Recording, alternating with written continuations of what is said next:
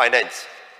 Speaker Sir, I thank Honorable Prime Minister for providing increasing the special assistance of rupees 571 crores to the state of Goa for financial year 22-23 under scheme for the special assistance to the state as a capital expenditure.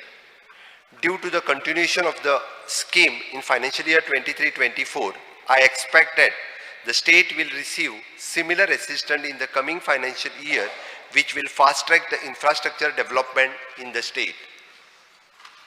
Speaker Sir, I am pleased to inform this House that we have drawn rupees 500 crores from NABARD at a low rate of interest for the second consecutive year and obtained the sanction worth rupees 745 crores for rural infrastructure development.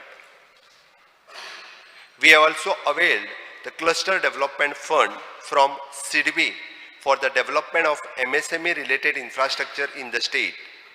The project worth rupees 700 crores have already been sanctioned and we expect to get more 1000 crores worth project sanctioned under this fund. Speaker Sir, over the years it is usually observed that the release of the various subsidies of the government to the beneficiaries get delayed due to the manual intervention of the official handling this matter.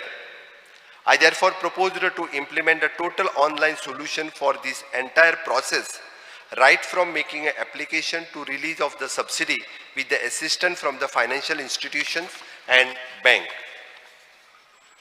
Speaker Sir, in order to eliminate cash handling in the government department, corporation, I propose to adopt both the online as well as offline digital payment method in all government departments and corporation.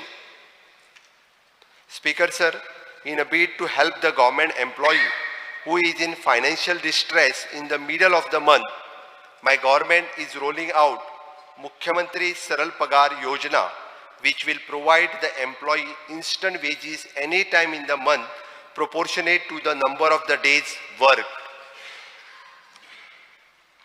Speaker Sir, henceforth, the grant sanction process will be rationalized and new grants will be provided only for innovative purpose and which have a greater public benefit.